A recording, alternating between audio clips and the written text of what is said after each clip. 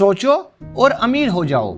यह जितना सुनने में आसान लगता है उससे भी कहीं आसान है अमीर बनना, बशर्ते कुछ बातों का ध्यान करके आप भी अमीर बन सकते हैं।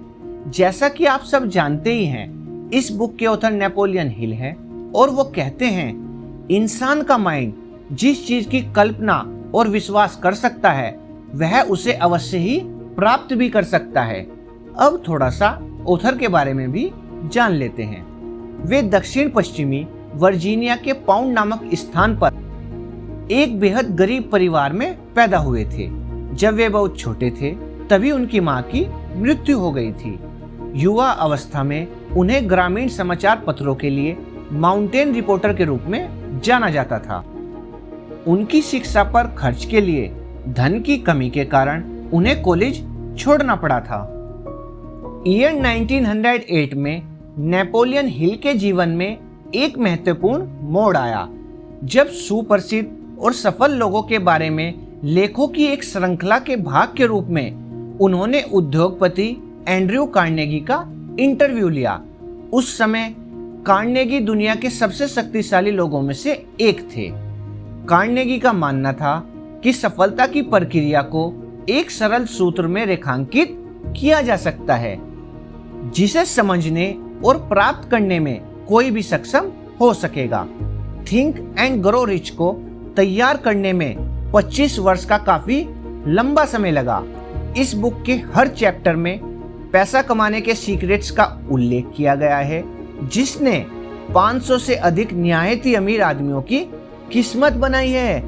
इस बुक का हर चैप्टर इम्पोर्टेंट है, इसीलिए हम आपको कंप्लीट ऑडियो बुक प्रोवाइड करवाएंगे, वो भी अलग अलग एंड छोटे छोटे चैप्टर्स में। मैं आप सभी से रिक्वेस्ट करना चाहूंगा कि आप सभी चैप्टर्स को सुने और पूरा सुने, तभी आप पैसा कमाने के सभी रहस्यों को अच्छे से जान भी सकेंगे।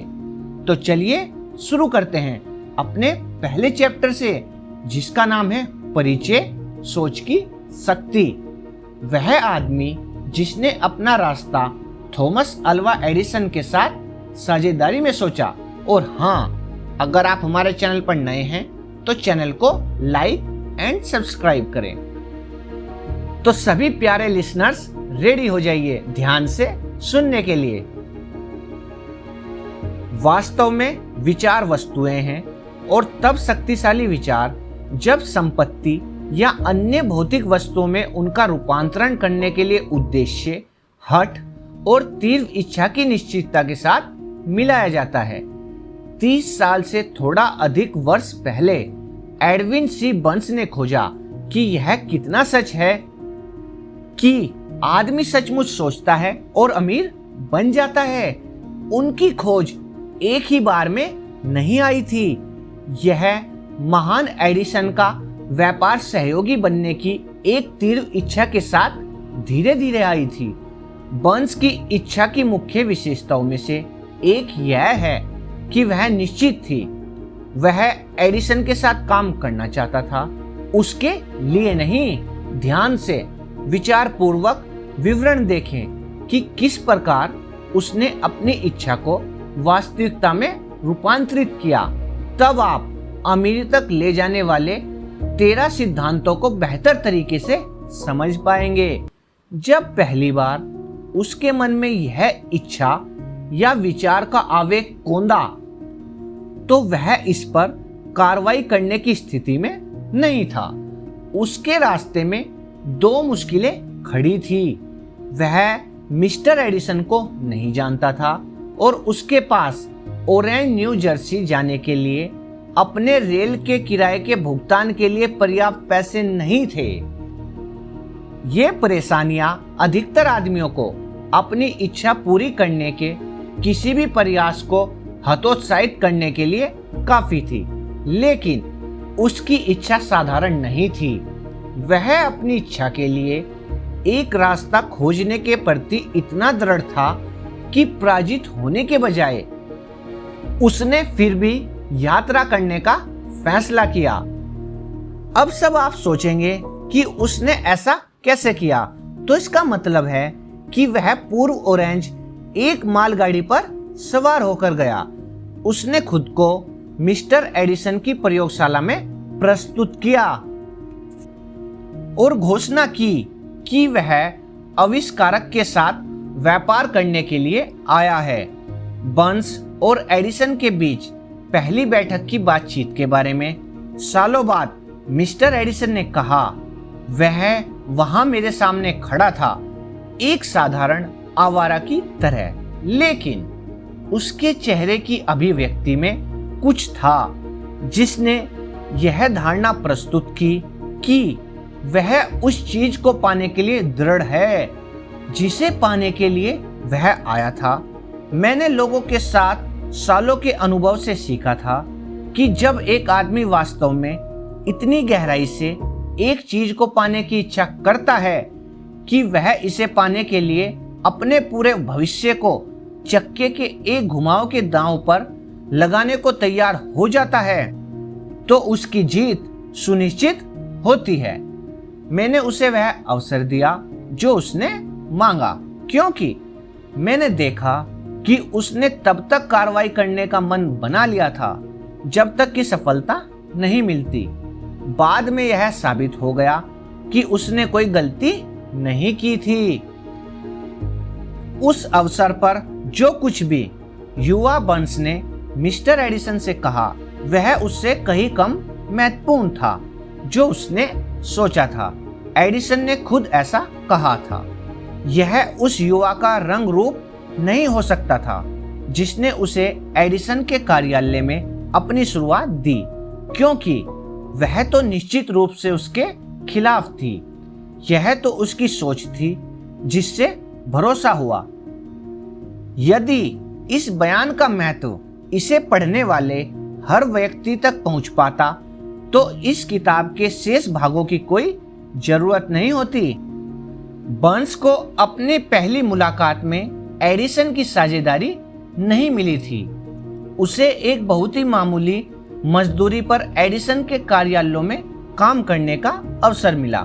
ऐसा काम जो कि एडिसन के लिए महत्वहीन था, लेकिन बर्न्स के लिए सबसे अधिक महत्वपूर्ण था, क्योंकि इसने उसे अपना व्यापारिक माल प्रदर्शित करने का अवसर दिया जहां उसका भावी साझेदार इसे देख सकता था।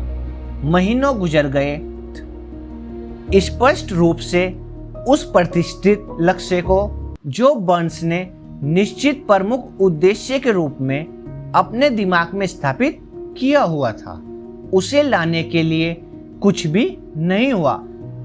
लेकिन बर्न्स के मन में कुछ महत्वपूर्ण घटित हो रहा था।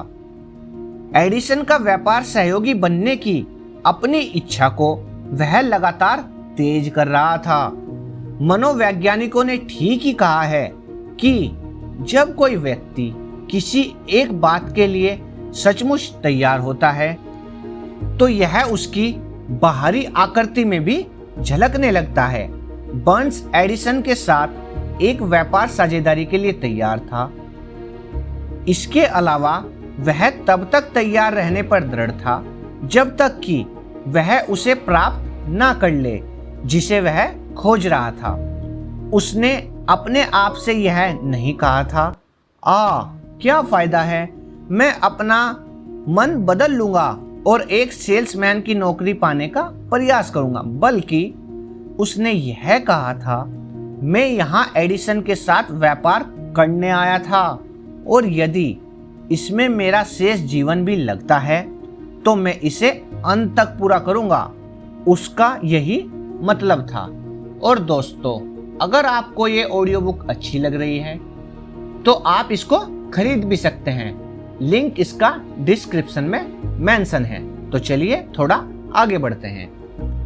लोगों के पास कहने के लिए कितनी अलग कहानी रहती अगर वे एक निश्चित उद्देश्य अपनाते और उस उद्देश्य के साथ तब तक खड़े रहते जब तक उनके सब कुछ पाने वाला जुनूनी बनने का समय होता। शायद युवा बर्न्स को तब यह पता नहीं था, लेकिन उसने दृढ़ संकल्प, एक ही इच्छा के लिए खड़े रहने की अपनी हट, सभी बाधाओं को कुचल डालने और उसे वह अवसर देने जिसकी वह खोज कर रहा था। उसकी ओर नियत किया हुआ था। जब अवसर आया तो यह बर्न्स की उम्मीद की तुलना में एक अलग रूप में और एक अलग दिशा से प्रकट हुआ था। वह अवसर की चालों में से एक है। पिछले दरवाजे से सरक कर आने की इसकी धूर्त आदत है और अक्सर यह दुर्भाग्य या अस्थायी हार के रूप में भेष बदल कर आता है। शायद यही कारण है कि बहुत सारे लोग अवसर की पहचान करने में विफल रहते हैं। मिस्टर एडिसन ने अभी अभी उस समय एडिसन डिक्टेटिंग मशीन, अब एडिफोन नाम से जाने जाने वाली एक कार्यालय डिवाइस बना ही थी। उनके सेल्समैन मशीन से उत्साहित नहीं थे। उन्हें विश्वास नहीं था कि इसे बड़े प्रयास के बिना बेचा जा सकता है। बर्न्स ने अवसर देखा।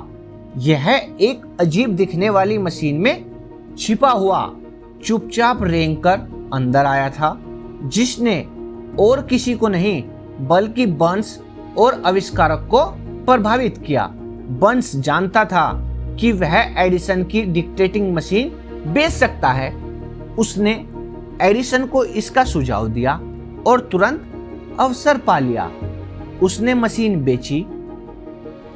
वास्तव में उसने इसे इतनी सफलतापूर्वक बेचा कि एडिसन ने उसे देश भर में मशीन वितरित करने और बेचने का एक अनुबंध दिया। इस व्यापार साझेदारी से नारा बना, एडिसन द्वारा बनाया गया और बर्न्स द्वारा स्थापित किया गया। व्यापार गठबंधन 30 से अधिक वर्षों से चल रहा है। इसके जरिए बर्न्स ने खुद को अमीर बनाया, बल्कि उसने कुछ अनंत रूप से अधिक किया है। उसने साबित कर दिया कि आप सचमुच सोचकर अमीर अवश्य बन सकते हैं। मेरे पास यह जानने का कोई तरीका नहीं है कि बर्न्स की मूल इच्छा उसके कितना वास्तविक नकद के लायक रही है। शायद इसने उसे 2 या 3 लाख डॉलर दिलाया है, लेकिन यह राशि जो भी हो वह महत्वहीन बन जाती है जब इसकी तुलना उसके द्वारा निश्चित ज्ञान के रूप में प्राप्त की गई उस अधिक बड़ी संपत्ति से की जाती है। कि विचार के अमूर्त आवेग को ज्ञात सिद्धांतों के अनुप्रयोग के द्वारा इसे भौतिक प्रतिरूप में बदला जा सकता है। बर्न्स ने खुद को पूरी तरह से महान एडिसन के साथ एक साझेदारी में समझा। उसने खुद को एक अच्छे भाग्य में समझा। उसके पास आरंभ करने के लिए कुछ नहीं था सिवा यह जानने की क्षमता के कि वह क्या चाहता है और इच्छा के साथ तब तक खड़े रहने के दृढ़ संकल्प के जब तक यह वास्तविकता ना बन जाए। उसके पास शुरू करने के लिए पैसा नहीं था। उसके पास शिक्षा थी, लेकिन वो भी बहुत कम। वह कोई प्रभावशाली व्यक्ति नहीं था, लेकिन उसके पास पहल, विश्वास और जीतने की इच्छा थी। इन अमूर्त शक्तियों के साथ उसने खुद को आज तक के महानतम आविष्कारक के साथ नंबर 1 व्यक्ति बनाया। अब एक अलग स्थिति से देखते हैं और एक आदमी का अध्ययन करते हैं जिसके पास धन से अनेक अमूर्त साधन थे, लेकिन उसने इन्हें खो दिया क्योंकि वह उस लक्ष्य से जिसे वह खोज रहा था महज 3 फुट पहले रुक गया था।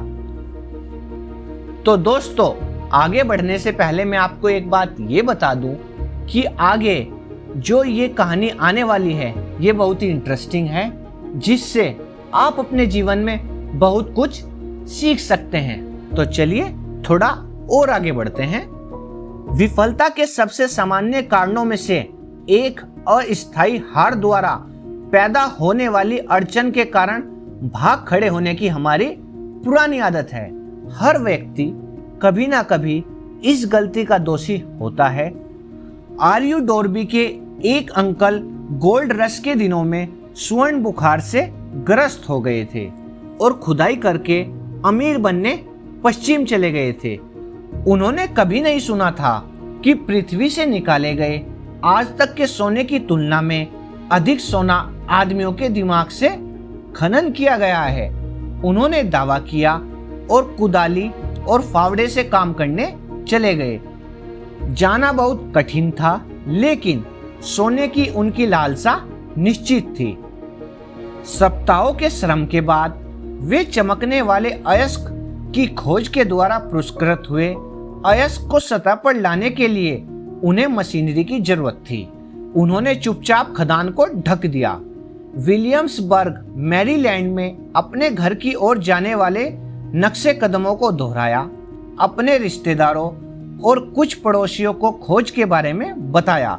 उन्होंने आवश्यक मशीनरी के लिए पैसा इकट्ठा किया और उसे भिजवा दिया। अंकल और डॉर्बी खदान का काम करने के लिए वापस चले गए। अयस्क की पहली कार का खनन किया गया और उसे एक लैब में भेज दिया गया। उसके लाभ ने साबित कर दिया कि उनके पास कोलोराडो की सबसे समृद्ध खानों में से एक थी। अयस्क की कुछ और कारें कर्जे को निपटा देती, तब एक बड़ा लाभ हाथ आता। खुदाई गहरी होती गई। डॉर्बी और अंकल की उम्मीदें ऊपर चढ़ती गई। फिर कुछ हुआ। स्वर्ण अयस्क की वाहनी गायब हो गई। वे इंद्रधनुष के अंत पर पहुंच गए थे और सोने का कटोरा अब नहीं रह गया था। फिर से वाहिका खोजने की कोशिश करते हुए वे बेहताशा खुदाई करते रहे, पर कोई फायदा नहीं हुआ। अंत में उन्होंने छोड़ देने का फैसला किया। उन्होंने सारी मशीनरी कुछ $100 में एक कबाड़ी को बेच दी और वापस घर के लिए ट्रेन पकड़ ली।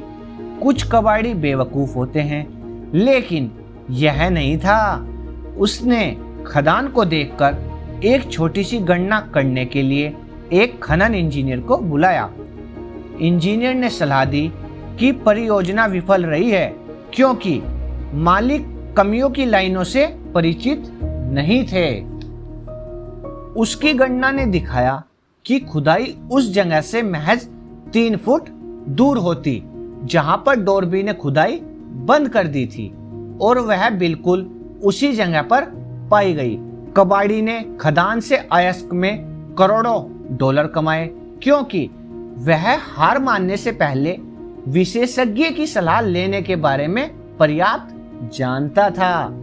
अधिकांश पैसा जो मशीनरी में चला गया था, आर्यू डॉर्बी, जो तब तक एक बहुत ही युवा आदमी था, उसके प्रयासों से प्राप्त हुआ था। वह पैसा उसके रिश्तेदारों और पड़ोसियों के उसमें विश्वास के कारण प्राप्त हुआ था। उसने हर डॉलर का भुगतान किया। हालांकि ऐसा करने में उसे सालों लग गए। लंबे समय बाद मिस्टर डॉर्बी ने अपने नुकसान की कई गुना भरपाई कर ली जब उन्होंने यह खोज कर ली कि इच्छा को सोने में रूपांतरित किया जा सकता है। यह खोज उनके जीवन बीमा बेचने के व्यवसाय में जाने के बाद हुई।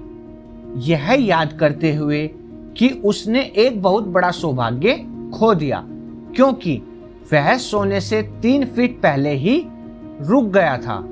डॉर्बी को अपने चुने हुए कार्य में इस अनुभव से लाभ हुआ। खुद से यह कहने की एक सरल विधि द्वारा कि मैं सोने से 3 फुट पहले रुक गया था, लेकिन अब मैं कभी भी इसलिए नहीं रुकूंगा कि जब मैं लोगों को बीमा खरीदने के लिए कहता हूं तो वे नहीं कहते हैं। डॉर्बी सालाना $1,00,000 से अधिक का जीवन बीमा बेचने वाले 50 लोगों से भी कम लोगों के एक छोटे समूह के सदस्यों में से एक है। वे सोने की खनन के कारोबार में अपने छोड़ देने से सीखे हुए सबक से चिपके रहने की योग्यता के ऋणी हैं। किसी भी आदमी के जीवन में सफलता आने से पहले उसे काफी अस्थायी असफलता और शायद कुछ पराजय मिलना तय है।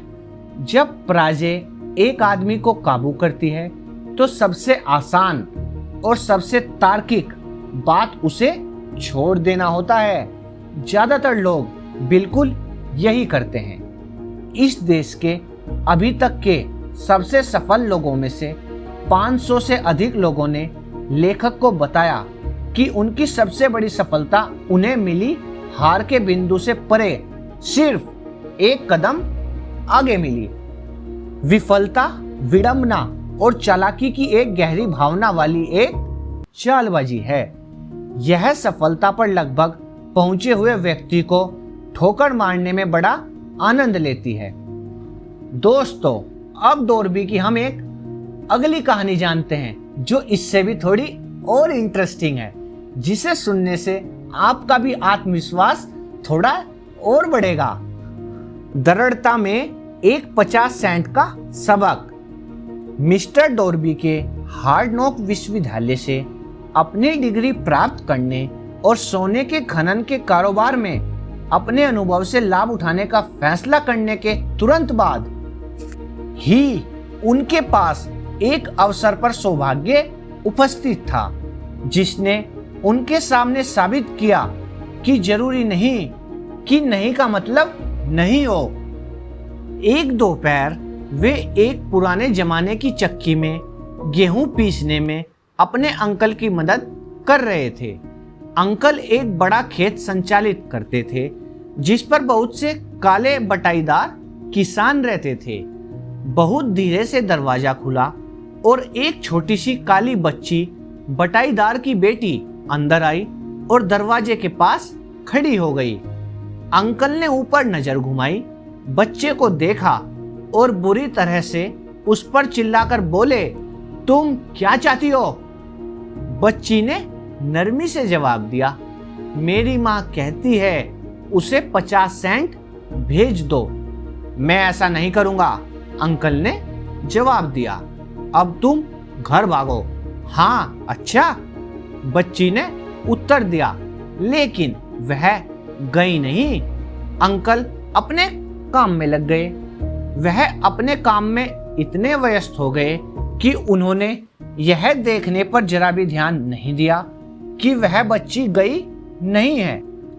जब उन्होंने दोबारा ऊपर देखा और उसे अभी भी वहां खड़े देखा तो वे उस पर चिल्लाए, मैंने तुम्हें अपने घर जाने के लिए कहा था, अब जाओ नहीं तो मैं तुम्हारे पास आता हूं। छोटी लड़की ने कहा, ठीक है, लेकिन वह 1 इंच भी नहीं हिली। अंकल ने अनाज की बोरी जिसे वे मिल होपर में डालने वाले थे पटक दी, बैरल का एक डंडा उठाया और अपने चेहरे पर कठोरता के संकेत की एक अभिव्यक्ति के साथ बच्चे की ओर बढ़ना शुरू कर दिया। डोरबी ने अपनी सांस रोकी। वह निश्चित था वह एक हत्या का गवाह बनने वाला है। वह जानता था कि उसके अंकल का गुस्सा तेज है। वह जानता था कि देश के उस हिस्से में काले बच्चों से गोरे लोगों की बात का विरोध करने की उम्मीद नहीं की जाती थी। जब अंकल उस जगह पहुंचे जहां वह बच्ची खड़ी थी, उसने तुरंत एक कदम आगे बढ़ा दिया, ऊपर उनकी आंखों में देखा और अपनी तीखी आवाज में पूरे जोर से चिल्लाई, मेरी माँ को 50 सेंट चाहिए। अंकल रुक गए, 1 मिनट के लिए उसे देखा, फिर धीरे धीरे बैरल वाला डंडा फर्श पर रख दिया, अपने हाथ अपनी जेब में डाले, आधा $1 बाहर निकाला और उसे दे दिया। बच्ची ने पैसे ले लिए और उस व्यक्ति पर से जिस पर उसने अभी अभी विजय प्राप्त की थी, अपनी आंखें बिल्कुल हटाए बिना धीरे से वापस दरवाजे की ओर चली गई। उसके चले जाने के बाद अंकल एक बॉक्स पर बैठ गए और खिड़की से बाहर आसमान में 10 मिनट से भी अधिक समय तक ताकते रहे, विस्मय से उस भारी हार पर जो उन्हें अभी मिली थी। वे विचार मगन थे। मिस्टर डोरबी भी कुछ सोच रहे थे। उनके सारे अनुभव में यह पहली बार था कि उसने किसी काले बच्चे को जानबूझकर किसी गोरे वयस्क व्यक्ति पर प्रभुत्व प्राप्त करते देखा था। उसने यह कैसे किया? उनके अंकल को क्या हुआ जिसके कारण उन्होंने अपनी बर्बरता खो दी और एक भेड़ के बच्चे की तरह विनम्र बन गए? उस बच्ची ने कौन सी अजीब शक्ति का इस्तेमाल किया जिसने उसे उससे बड़े पर जीत दिला दी? ये और अन्य इसी तरह के सवाल डोरबी के मन में चमके, लेकिन वे सालों बाद तक जब उन्होंने मुझे यह कहानी सुनाई उसका जवाब नहीं ढूंढ पाए थे। हैरत की बात है, इस असामान्य अनुभव की कहानी लेखक को उसी पुरानी मील में सुनाई गई, ठीक उसी जगह जहां अंकल को उनकी भारी हार मिली थी। यह भी हैरत की बात है, मैंने एक सदी का लगभग 1/4 भाग उस शक्ति के अध्ययन में समर्पित किया था कि जिसने एक अज्ञानी अनपढ़ काले बच्चे को एक बुद्धिमान आदमी से जीतने में सक्षम बना दिया था। जैसा कि हम वहां पुरानी मील में खड़े थे, मिस्टर डोरबी ने असामान्य विजय की कहानी दोहराई और यह पूछते हुए समाप्त किया, आप इसके बारे में क्या कर सकते हैं? कौन सी अजनबी शक्ति उस बच्ची ने उपयोग की जिसने मेरे अंकल को पूरी तरह से हरा दिया? उनके सवाल का जवाब इस पुस्तक में वर्णित सिद्धांतों में मिल जाएगा। जवाब पूरा है। इसमें किसी व्यक्ति को उस व्यक्ति को समझने और प्रयोग करने में सक्षम बनाने वाले विवरण एवं निर्देश शामिल हैं जो छोटे बच्चे को अचानक मिल गए थे। अपने दिमाग को सजग रखें और आप बच्ची के बचाव के लिए आने वाली बिल्कुल वही अजनबी शक्ति देखेंगे। आप अगले अध्याय में इस शक्ति की एक झलक पाएंगे। कहीं ना कहीं इस पुस्तक में आप एक युक्ति पाएंगे जो आपकी ग्रहणशील शक्तियों को बढ़ा देगी और आपके अपने फायदे के लिए वही प्रबल शक्ति आपके नियंत्रण में दे देगी। इस शक्ति के बारे में जागरूकता आपके पास पहले अध्याय में आ सकती है या यह बाद वाले अध्यायों में आपके दिमाग में सूझ सकती है। यह एक अकेले विचार के रूप में आ सकती है या एक योजना या उद्देश्य की प्रकृति के रूप में आ सकती है।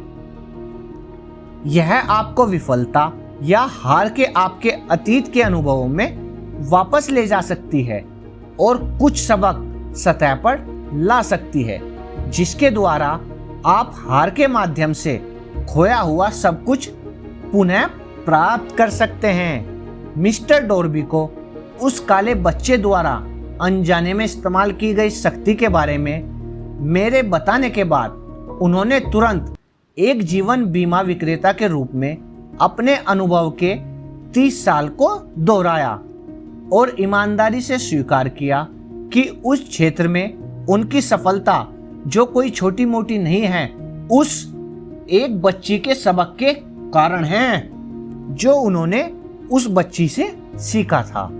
मिस्टर डोरबी ने बताया, हर बार जब एक संभावित खरीदार ने खरीदे बिना मुझसे विदा पाने की कोशिश की, मैंने उस बच्चे को वहां पुरानी मील में खड़ा देखा।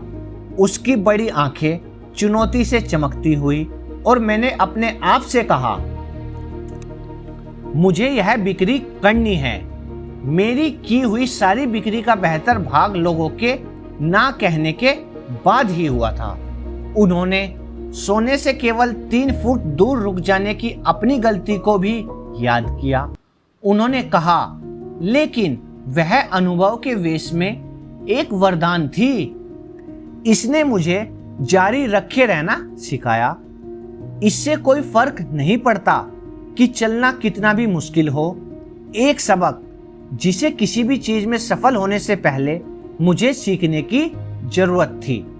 मिस्टर डोरबी और उनके अंकल, काली बच्ची और सोने की खान की यह कहानी है, निसंदेह उन सैकड़ों लोगों द्वारा पढ़ी जाएगी जो जीवन बीमा बेचकर अपना जीवन यापन करते हैं और इन सब के लिए लेखक सुझाव की पेशकश करना चाहते हैं कि डॉर्बी हर साल $1,00,000 से अधिक का जीवन बीमा बेचने की अपनी क्षमता के लिए इन दो अनुभवों का ऋणी है। जीवन अजनबी है और अक्सर अति सूक्ष्म, सफलताओं और असफलताओं दोनों की जड़ें साधारण अनुभवों में होती है। मिस्टर डॉर्बी के अनुभव काफी सामान्य और सरल थे, फिर भी वे जीवन में उनके भाग्य का जवाब रखते थे, इसीलिए वे उतने ही महत्वपूर्ण थे जितना कि स्वयं जीवन। उनको इन दो नाटकीय अनुभव से लाभ हुआ क्योंकि उन्होंने उनका विश्लेषण किया और उनका सिखाया सबक प्राप्त किया। उस आदमी का क्या जिसके पास ना समय है ना ही ज्ञान की खोज में विफलता का अध्ययन करने का झुकाव जो उन्हें सफलता की ओर ले जा सकता है। हार को अवसर की सीढ़ियों में परिवर्तित करने की कला वह कहां और कैसे सीखने वाला है। इस किताब को इन्हीं सवालों के जवाब में लिखा गया था। इनके जवाब 13 सिद्धांतों के वर्णन में कहे जाते हैं, लेकिन याद रखें जैसे जैसे आप किताब को आगे पढ़ते हैं तो शायद उस सवाल का जिसने आपको जीवन की विचित्रता पर विचार करने का कारण दिया है, जो जवाब आप चाहते हो वह शायद आपके अपने दिमाग में किसी विचार, योजना या उद्देश्य के माध्यम से पाया जा सकता है, जो शायद पढ़ते हुए आपके दिमाग में कौन जाता है। एक ठोस विचार ही वह सब कुछ है जो आपको सफलता हासिल करने के लिए चाहिए।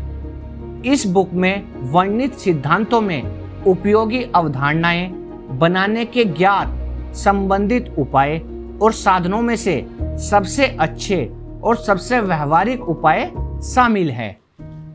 दोस्तों, इससे पहले कि हम इन सिद्धांतों का वर्णन करने के लिए अपने दृष्टिकोण में आगे बढ़ें, हम विश्वास करते हैं कि आप यह महत्वपूर्ण सुझाव प्राप्त करने के हकदार हैं। जब अमीरी आना शुरू होती है तो वह इतनी जल्दी आती है, ऐसी बड़ी बहुतायत में कि आप आश्चर्य करते हैं ये उन सभी मंदी के सालों के दौरान कहाँ छुपी हुई थी। यह एक चौंकाने वाला बयान है और अन्य सब भी इसी तरह। जब हम आम धारणा को ध्यान में लाते हैं कि अमीरी कठिन और लंबे समय तक काम करने वाले लोगों को ही मिलती है, जब आप सोचना और अमीर बनना शुरू करते हैं, आप देखेंगे कि अमीरी मन की एक अवस्था से उद्देश्य की निश्चितता के साथ बहुत थोड़ी या बिल्कुल भी मेहनत नहीं से शुरू होती है। आप और हर अन्य व्यक्ति को यह जानने में रुचि लेनी चाहिए कि किस प्रकार दिमाग की उस अवस्था को प्राप्त किया जाए जो अमीरी को आकर्षित करे। नेपोलियन हिल कहते हैं, मैंने 25,000 से अधिक लोगों का विश्लेषण करते हुए अनुसंधान में 25 साल बिता दिए क्योंकि मैं भी जानना चाहता था उस तरह से लोग अमीर कैसे बनते हैं। उस अनुसंधान के बिना यह पुस्तक नहीं लिखी जा सकती थी। यहाँ एक बहुत ही महत्वपूर्ण सच्चाई पर ध्यान देते हैं, अर्थात व्यापार मंदी 1929 में शुरू हुई थी और विनाश के रिकॉर्ड समय तक जारी रही, जब तक कि कुछ समय बाद राष्ट्रपति रूजवेल्ट ने कार्यालय में प्रवेश किया। फिर मंदी शून्य में फीकी होनी शुरू हो गई, बिल्कुल उसी तरह जैसे एक थिएटर में एक बिजली मिस्त्री इतने धीरे धीरे रोशनी उठाता है कि आपके इसे महसूस करने से पहले अंधेरा प्रकाश में परिवर्तित हो जाता है। ऐसे ही लोगों के मन में भय का जादू धीरे धीरे फीका हो जाता है और विश्वास बन जाता है। बहुत बारीकी से निरीक्षण करें, जितनी जल्दी आप इस दर्शन के सिद्धांतों पर प्रभुत्व प्राप्त करते हैं और उन सिद्धांतों को लागू करने के लिए निर्देशों का पालन करना शुरू करते हैं, आपकी वित्तीय स्थिति में सुधार आना शुरू हो जाएगा और जिस चीज को भी आप छुएंगे वह आपके लाभ के लिए संपत्ति में बदलना शुरू हो जाएगी। असंभव बिल्कुल नहीं। मानव जाति की मुख्य कमजोरियों में से एक औसत आदमी का असंभव शब्द के साथ परिचय होना है। वह उन सभी नियमों को जानता है जो काम नहीं करेंगे। वह उन सभी चीजों को जानता है जिन्हें नहीं किया जा सकता है। इस बुक को उन लोगों के लिए लिखा गया था जिन्हें उन नियमों की तलाश है, जिन्होंने दूसरों को सफल बना दिया है और जो सब कुछ उन नियमों के लिए दांव पर लगाने को तैयार हैं। कई साल पहले मैंने एक बढ़िया शब्दकोश खरीदा था। ऑथर कहते हैं, पहली बात जो मैंने इसके साथ की वह थी असंभव शब्द पर जाना और उसे बड़े करीने से किताब से हटा देना। आपके लिए ऐसा करना कोई मूर्खता की बात नहीं होगी। सफलता उन लोगों को मिलती है जो सफलता के प्रति सचेत हो जाते हैं। असफलता उन लोगों को मिलती है जो उदासीनता से खुद को असफलता के प्रति जागरूक बनने की अनुमति देते हैं। इस बुक का उद्देश्य उन लोगों की मदद करना है जिन्हें दिमाग की विफलता की चेतना को सफलता की चेतना में बदलने की कला सीखने के लिए इसकी तलाश है। कुल मिलाकर बहुत से लोगों में पाई जाने वाली एक और कमजोरी स्वयं के विचार और मान्यताओं द्वारा हर चीज और हर किसी को मापने की आदत है। कुछ लोग जो इसे पढ़ेंगे वे विश्वास करेंगे कि कोई भी सोचकर अमीर नहीं बन सकता है। वे अमीरी की दृष्टिकोण से नहीं सोच सकते हैं क्योंकि उनकी सोचने की आदत गरीबी, अभाव, दुख, विफलता और हार से भरी हुई है। ये दुर्भाग्यपूर्ण लोग मुझे एक प्रमुख चीनी की याद दिलाते हैं जो अमेरिकी मायनों में शिक्षित होने के लिए अमेरिका आया था। उसने शिकागो विश्वविद्यालय में दाखिला लिया। एक दिन राष्ट्रपति हार्पर इस युवा ओरिएंटल से परिसर में मिले, कुछ मिनट उसके साथ बातचीत करने के लिए रुके और पूछा कि अमेरिकी लोगों की कौन सी सबसे ज्यादा ध्यान दिए जाने लायक विशेषता ने उसे प्रभावित किया था। क्यों? आश्चर्यचकित चीनी बोला, आपकी आंखों का अजीब तिरछापन। आपकी आंखें तिरछी नहीं हैं। हम चीनियों के बारे में क्या कहते हैं हम उस पर विश्वास करने से मना कर देते हैं जो हमें समझ में नहीं आती है। हम मूर्खतापूर्वक विश्वास करते हैं कि हमारी अपनी सीमाओं का उचित माप है। निश्चय ही अन्य लोगों की आंखें तिरछी नहीं होती क्योंकि वे वैसी नहीं हैं जैसी हमारी हैं। लाखों लोग हेनरी फोर्ड की उपलब्धियों को देखते हैं। उनके पहुंच जाने के बाद उनकी अच्छी किस्मत या भाग्य या प्रतिभा या जो कुछ भी जिसे आप फोर्ड के भाग्य के लिए जिम्मेदार मानते हैं उसके कारण उससे ईर्ष्या करते हैं। शायद हर 100,000 में से एक व्यक्ति फोर्ड की सफलता का राज जानता है और जो जानते हैं वे इसकी सरलता के कारण इसके बारे में बात करने के प्रति बहुत सादे और संकोची है। एक एकल व्यवहार इस राज को पूरी तरह से चित्रित कर देगा। कुछ साल पहले फोर्ड ने अपना आज का मशहूर V8 मोटर का उत्पादन करने का फैसला किया था। उन्होंने एक ब्लॉक में पूरे 8 सिलेंडरों वाले एक इंजन का निर्माण करना चुना और अपने इंजीनियरों को इंजन का एक डिजाइन प्रस्तुत करने का निर्देश दिया। डिजाइन को कागज पर रख दिया गया था, लेकिन इंजीनियरों ने एक व्यक्ति से सहमति व्यक्त की कि एक टुकड़े में एक 8 सिलेंडरों वाले गैस इंजन ब्लॉक की ढलाई करना सामान्यतः असंभव था। फिर फोर्ड ने कहा, किसी भी तरह इसका निर्माण करो। उन्होंने जवाब दिया, लेकिन यह असंभव है। आगे बढ़ो। फोर्ड ने आज्ञा दी और काम पर लगे रहो। जब तक कि सफल ना हो जाओ। कोई फर्क नहीं पड़ता कि कितना समय लगता है, इंजीनियर आगे बढ़े। यदि उन्हें फोर्ड का कर्मचारी बने रहना था तो उनके पास करने के लिए और कुछ भी नहीं था। 6 महीने गुजर गए, कुछ नहीं हुआ। अन्य 6 महीने और बीत गए, अभी भी कुछ नहीं हुआ। इंजीनियरों ने आदेश को पूरा करने के लिए हर कल्पनीय योजना की कोशिश की, लेकिन लगा कि यह हो ही नहीं सकता, यह असंभव है। वर्ष के अंत में फोर्ड ने अपने इंजीनियरों के कार्य की जांच की और फिर उन्होंने उसे बताया कि उसके आदेश को पूरा करने के लिए कोई रास्ता नहीं मिला है। सीधे आगे बढ़ो, फोर्ड ने कहा। मैं यह चाहता हूं और यह मैं पा लूंगा।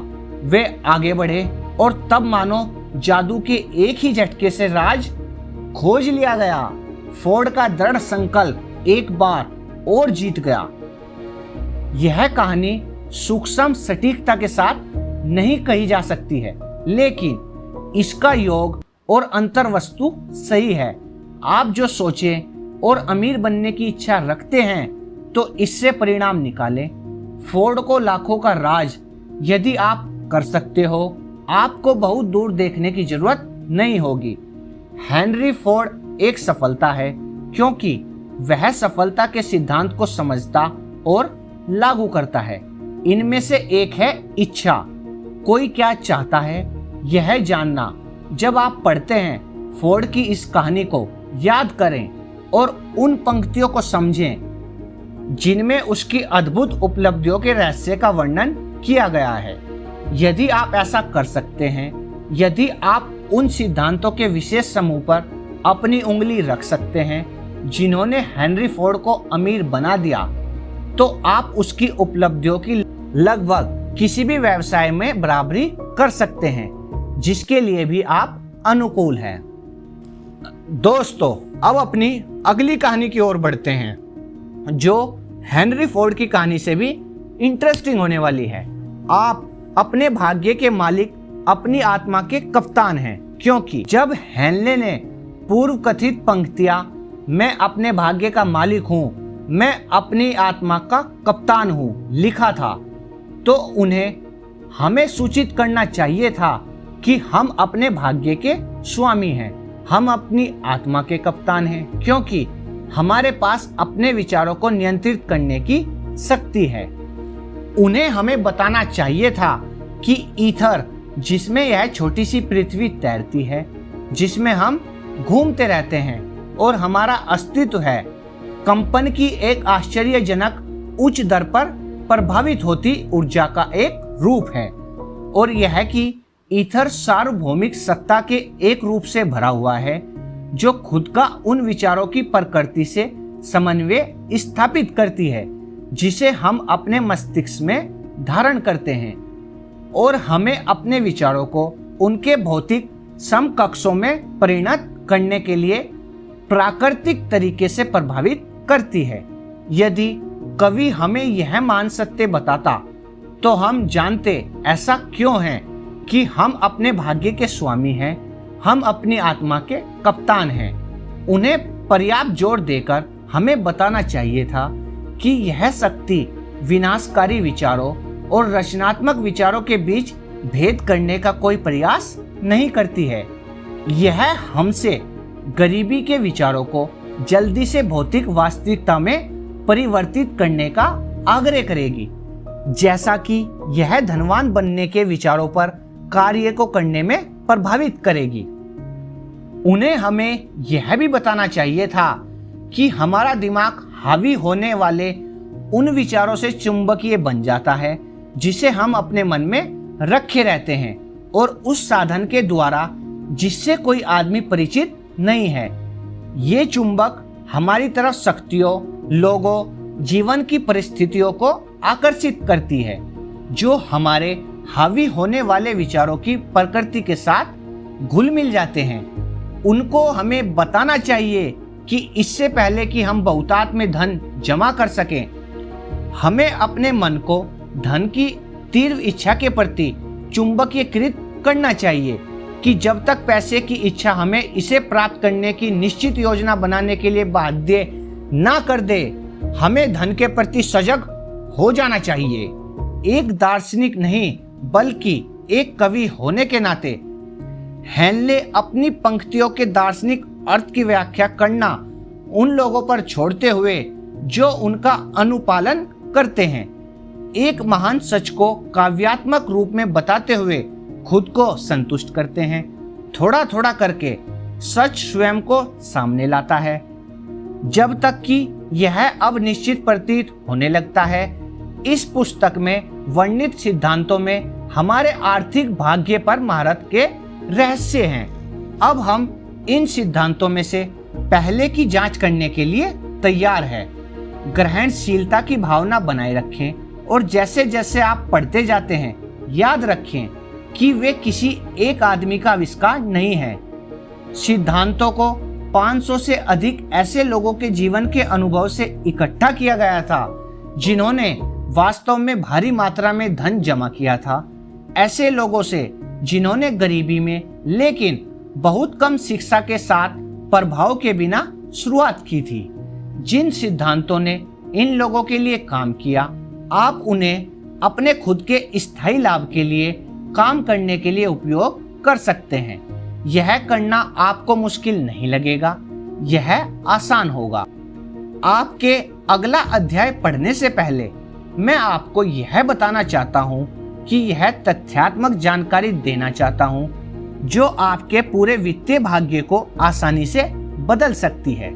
जैसा कि यह वर्णन किए गए दो लोगों के लिए निश्चित रूप से अद्भुत अनुपात में परिवर्तन लाया है, मुझे लगता है कि यह भी आप जानना चाहते हैं। इन दो पुरुषों और मेरे खुद के बीच संबंध इस प्रकार हैं कि मैं तथ्यों के साथ कोई स्वतंत्रता नहीं ले सकता हूँ। यहाँ तक कि अगर ऐसा करने की मेरी कामना होती तो भी नहीं। उनमें से एक लगभग 25 साल से मेरे करीबी व्यक्तिगत दोस्त हैं, दूसरे मेरे ही बेटे हैं। इन दो लोगों की असामान्य सफलता, वह सफलता जो वे उदारता से अगले अध्याय में वर्णित सिद्धांत को इस सिद्धांत के दूर दराज शक्ति पर जोर देने के एक साधन के रूप में सही ठहराते, इस व्यक्तिगत संदर्भ से अधिक मान्यता देते हैं।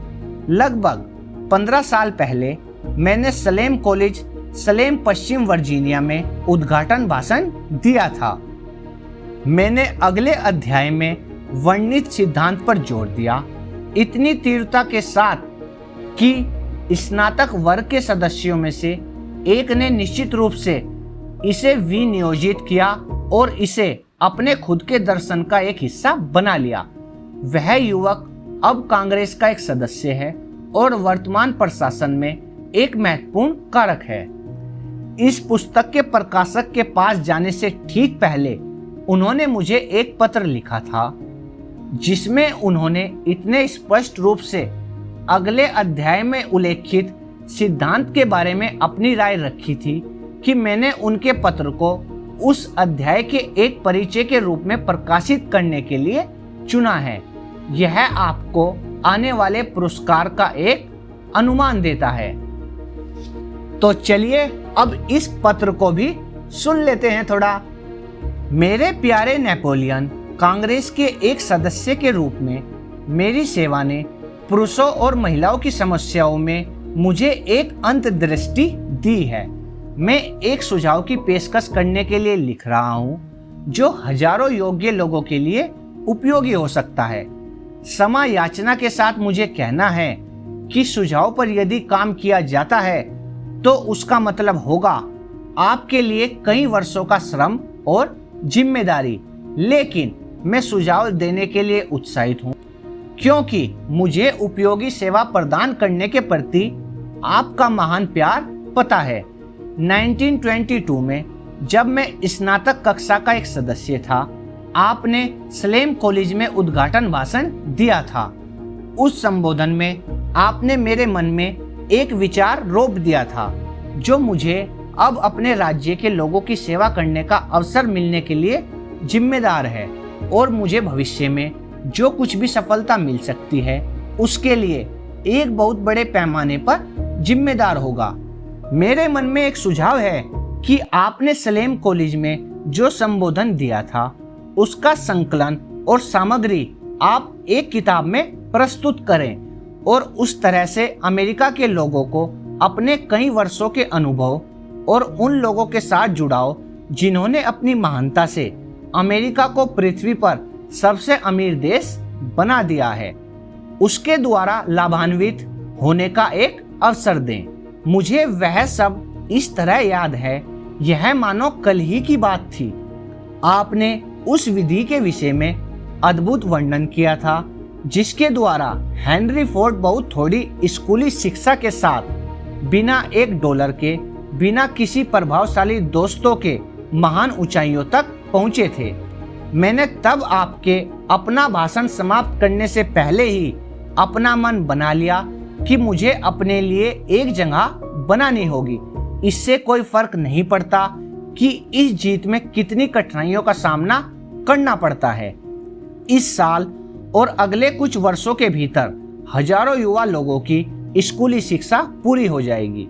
उनमें से हर एक इस तरह के व्यवहारिक प्रोत्साहन के एक संदेश की मांग करेगा, जैसे कि मैंने आपसे एक प्राप्त किया था। वे जानना चाहते होंगे कि जीवन में शुरुआत करने के लिए किधर मुड़ना है, क्या करना है।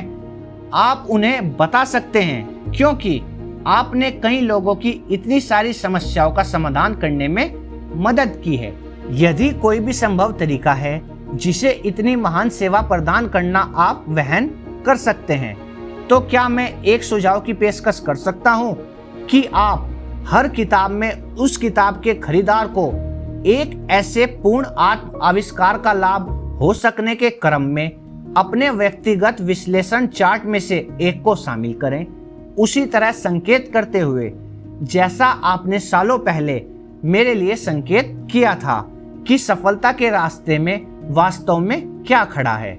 इस तरह की एक सेवा पाठकों की उन गलतियां और उनके गुणों के एक पूरे निष्पक्ष चित्र के साथ आपकी किताब उपलब्ध कराने का उनके लिए मतलब होगा सफलता और विफलता के बीच का अंतर।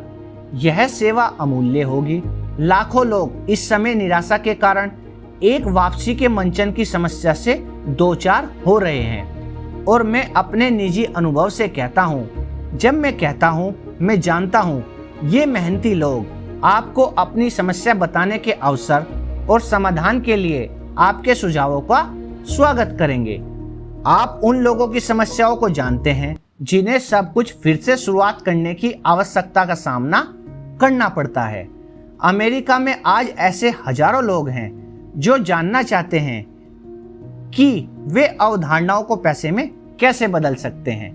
जिन लोगों को शून्य से वित्त के बिना शुरुआत करनी है और अपने घाटे को संभालना है, यदि कोई उनकी मदद कर सकता है तो वो सिर्फ आप कर सकते हैं।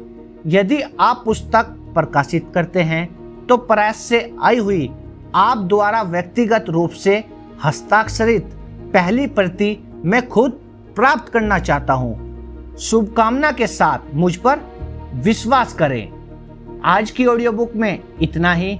अगले चैप्टर में हम बात करेंगे इच्छा, जो सभी उपलब्धियों का प्रारंभिक बिंदु है और यही हमारा धनवान होने की तरफ पहला कदम भी है। तो जुड़े रहिए एक्सट्रीम मोटिवेशन के साथ। Thank you.